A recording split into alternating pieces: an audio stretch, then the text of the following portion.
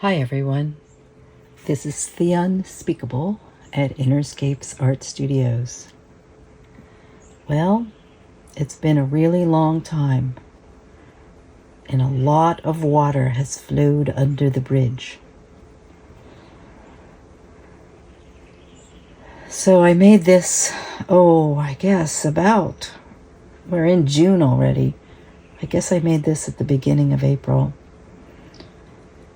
And it's taken me this long to edit and post. And there's kind of a backstory to it.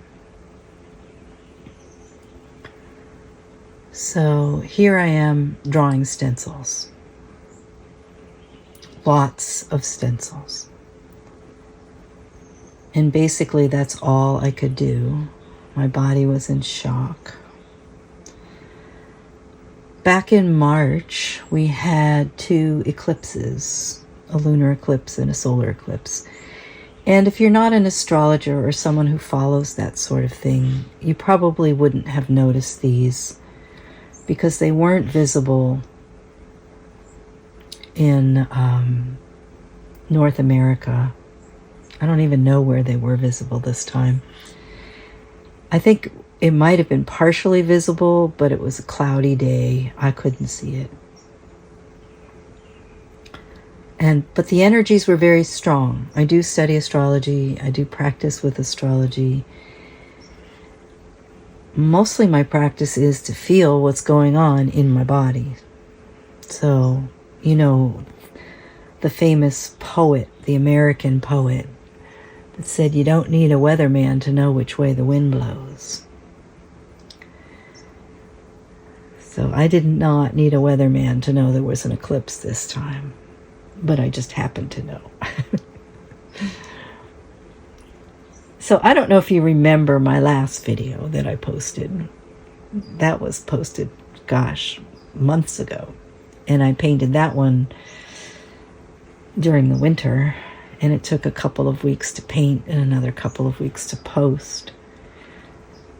But it was kind of similar to this. I didn't make stencils, but I was working with parts of things and I had no idea how the project would evolve. I had no idea what was coming out of me. I was just following the painting. And in a way, making these shapes here, I'm doing the same thing, but I'm using a different process now.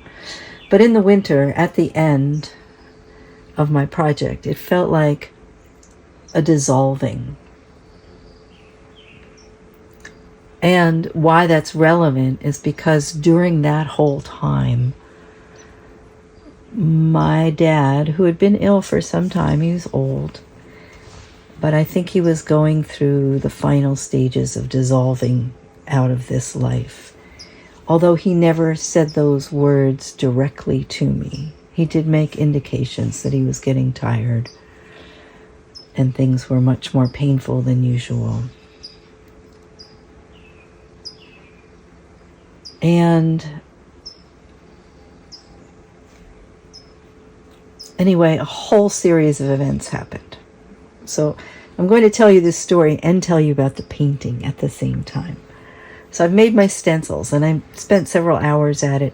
I painted them different colors because I thought that the acrylic paint would make them stronger and hold up better. And plus, I was just in the mood to paint them. I really did not want to do artwork of consequence. And what I'm realizing about my artwork is that I don't ever really want to do artwork of external consequence. My artwork is it's kind of a biofeedback loop, because there are energies that move through me that I don't have a structural concept for, a language for, an emotional concept for. I don't want to hang it on to ideas that or frameworks that other people have constructed because they feel unique. Now, I know that's kind of crazy because We have archetypal patterns that run through us and that run through our relationships and our lives as human beings. Like father-daughter is an archetypal relationship. My dad was sick. And I did not even know how much he was dissolving until months later. And I go back and look at that artwork and I realize that's what was happening while I was painting that. So here, I don't know what's happening. Here, I'm painting this after he passed away. He passed away right around one of the eclipses, either right before or right after. I'm not sure. Within a few hours of the eclipse. And it was very dramatic and very shocking. Not because I didn't know he was going to die. He was old.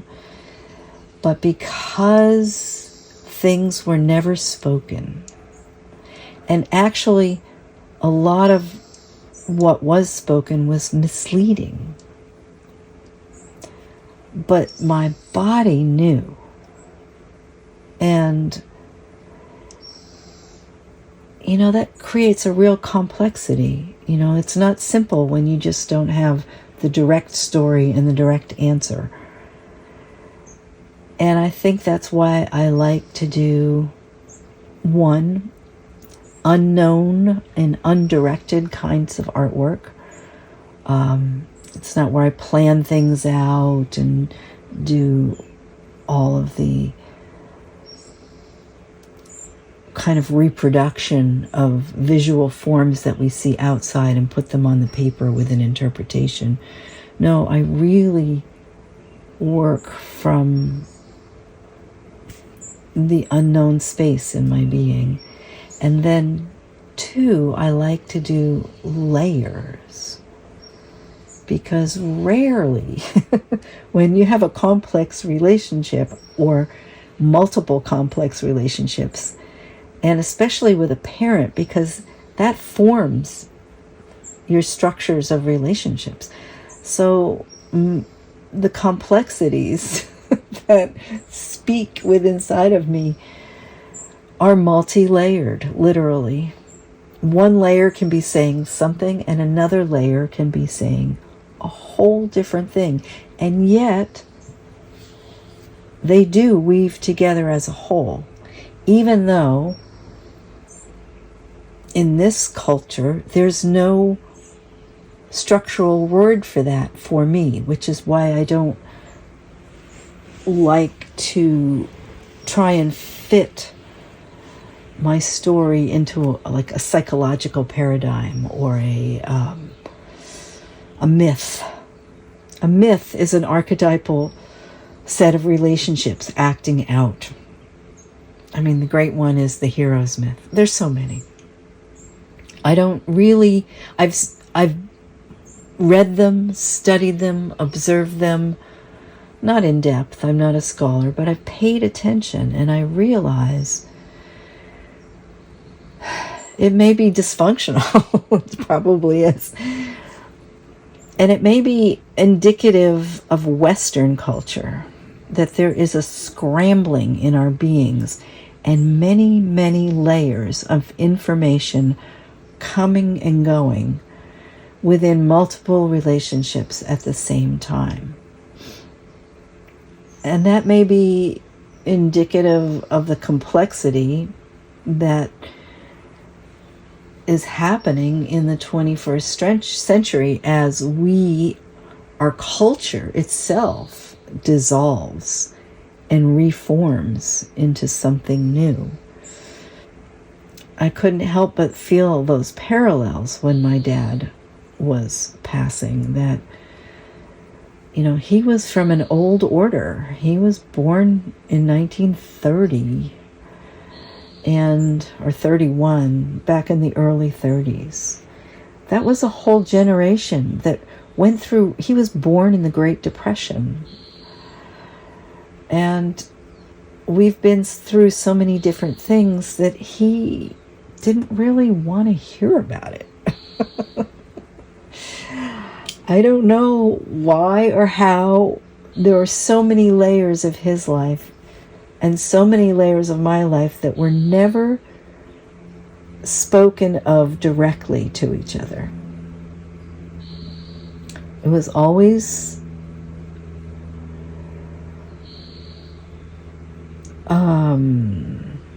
there was always a ton of love there, but a lot of difficulty in communication and understanding of the beingness of each other. So when I do these artworks, there's such a simplicity of beingness here that I'm working with. And it's direct. There's no metaphor, there's no filter or politeness where I'm afraid to say or do anything. I just do the artwork to allow these complexities of feelings and unknowns to surface. And it is kind of a biofeedback loop. So this artwork at the end will not have a story to it, but there's a process. Now, I really love this. I could have stopped right there. I think that is so beautiful right there. It's complex. There's motion in it. There are layers in it. It's got the spring colors, and there's you can see there's something going on through the layers. However, there's more. I mean, there's the black and the blue, the difficulty.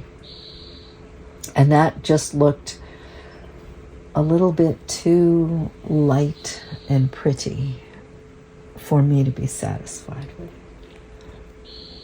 Now, I really appreciate light and pretty, but it rarely satisfies me. It's not complete enough for my being. So that's one of the delights of jelly plate and stencils. You can do as many layers as you want. You can do that in any medium, actually, especially with acrylics. They dry so quickly. You can put down layers upon layers upon layers. And, I was really disheartened doing this painting. I thought it was ugly the whole way through, but I kind of had to force myself to keep going because, as I said, I was in shock. And I really couldn't do anything else. So I knew I had to get the painting done that would break the log jam, and I would start doing other things that I had to do. And you can see here, this is an old piece of paper. I had a friend who used to do art prints on really good paper, photography prints, but they would be tests. And he would throw them out, and I would grab up the large sheets of paper and say, I'm going to save this. And 6 years later, here I'm using it for my jelly plate prints. And I'm grateful that I had the foresight that I would want that paper someday. Okay, so this is really nice. Although, what happened here was a total unexpected event, that the stencils glued themselves to the paper because the paint wasn't completely dry and the stencils just glued themselves on. So I was going to leave it, but I'm a little stubborn, and I had wanted the stencils to come up. So here I am trying to take them up, and this one was almost completely off. And there was enough paint between the stencil and the paper that it didn't rip the paper, although it didn't look good. And then when I went to take this one off, it was really stuck on, and I was going to have to dig and gouge the paper, and I did not want to do that. So I pulled a U-turn, got out my gloss medium, and just decided to go ahead and gloss medium the stencils completely onto the paper, so there were no spaces where the stencils were not adhered And the gloss medium dries with a sheen, but invisibly, and I kind of like that. It's a layer of like a varnish layer, but it's not varnish, it's gloss medium.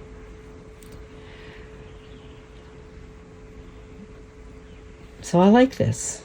And this is the evening, and I'm trying to make it complete so I can go to bed. And what I did was I mixed the varnish with the colors of paint that I had already used in the project and did many glazes over the project. Some, I glazed the dark in some ways and the golds in different ways, and tried to keep a depth of balance. I'm liking this. I think I'm going to bed here. Yeah. I do love the way the colors came through the gloss medium, and the blacks and the greens and the blues blended, and then the golds and the purples and the greens blended. It looks antique to me, and that kind of had an ancestral vibe. So here it is the next morning, and I had taken off the tape that I had put around the paper to have a faux frame. And some part of me wanted to make the golds golder. When it dried, the golds had seemed to have lost their vibrance. And once I get started, here we go, then I had to make the darks richer. And all kinds of nonverbal impulses move through me. I'm thinking, should I stop here? Of course I should have. But there were some pieces of those stencils that had edged over into the white, and it bothered me. Don't know why. It just did bother me. So I thought, well, maybe I'll just redo the darks and that will take precedence. But it didn't.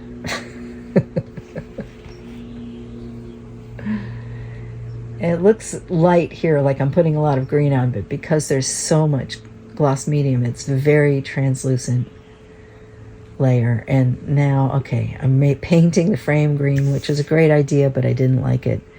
Then black, then blue, and now here I decided to stop. And that's it. I came to some kind of a completion with this deep, deep pain inside of me.